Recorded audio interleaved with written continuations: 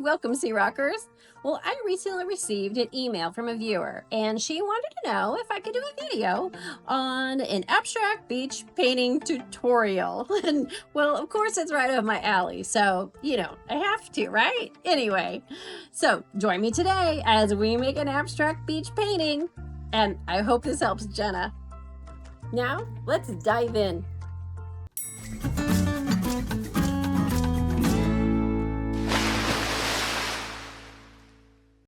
Welcome back, SeaRoxx. I'm going to recycle this board from a previous project, and I have my horizon line all set up, and then we're going to add some texture down here at the bottom.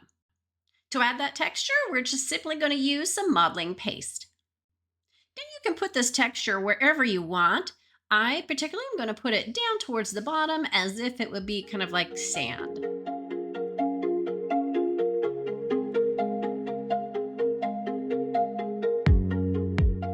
Then I'm going to smooth out this transition line between the would-be ocean and the would-be sand, just so it is not a blunt line across the bottom.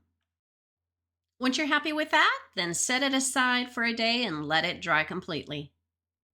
Once it's dry, I went ahead and I taped off a little bit of the bottom. You can see it's not completely taped off. You can see some texture, and that is so the would-be ocean part kind of blends a little bit into your sand part. Now I am going to use my magic potion of gesso and water. It is 1 part gesso to 6 parts water. And I'm just going to make kind of like a pillow in the background. And then we're going to put our color on top of that. Now, if you're going to follow this tutorial step by step, don't let the gesso dry completely. You want it damp so that the colors, when you put them on top, blend. Now, the first color I used was a mixture of diluted paint, and these in the little bottles are acrylic inks. Now, don't feel like you have to go out and buy acrylic ink to do this project, because you don't. You can get a very similar effect diluting your acrylic paint. It just doesn't have quite the same level of color transparency. Now, this particular abstract tutorial is not going to require you to go out and buy any fancy brushes. Just use what you have.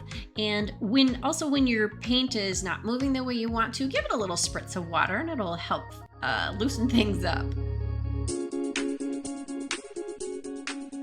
At this point, don't freak out if it doesn't look the way you want it to. That's okay, because this is just the first layer.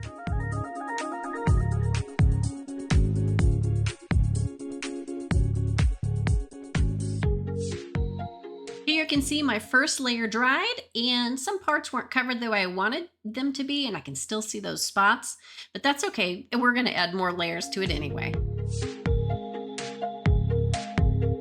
Please splash that like button if you're enjoying today's video so far.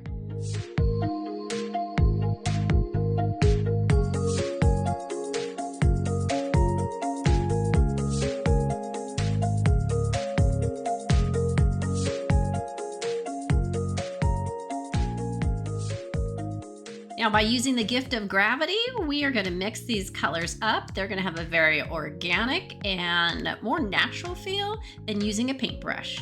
If you have too much paint on your board or canvas, feel free to dump some of it off and keep working your design. This style of painting is very forgiving and very easy. I especially like how the paint mixes naturally, and it lends to a great abstract look. But let's be clear, don't lose sight of your composition. In this particular piece, if you notice, I've got a dark, medium, and lighter gradation of my paint, and that is on purpose. So when you're using this technique, you have to keep your composition in the back of your mind. And I want to remind you that layers are your friend. So let it dry, put another layer on, and keep building the depth and interest to your piece. So I generally like the way this composition is now, and I'm going to add some white highlights to resemble waves or the white caps that you see in the ocean. Essentially, I'm just going to add some white paint to the edge of the palette knife and go from there. I do suggest that you practice on something else before you put it on your final piece so you can get the feel of the muscle movement or how you have to move that palette knife to achieve the effect that you want.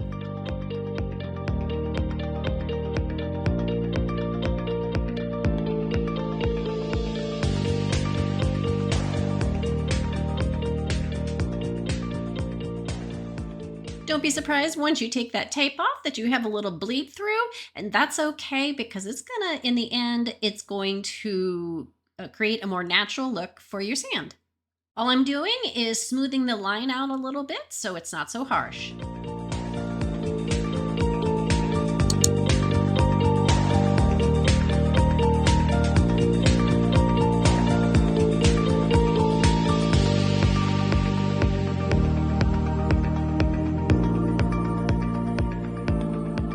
I'm just continuing to blend that transition line between the water and the sand with a little white foam. And here's a helpful hint for you when trying to decide on a color.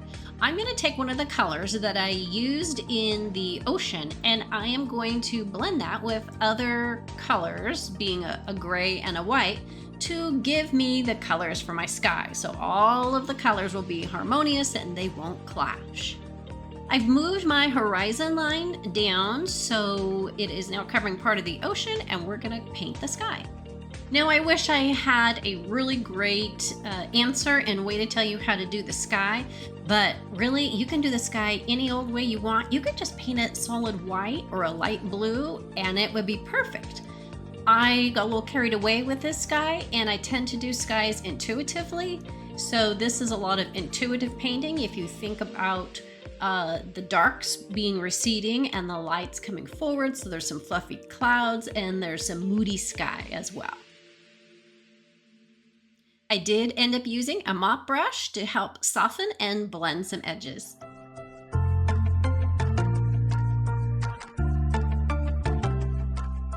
So blend and fix your sky however you like, but our reveal is next.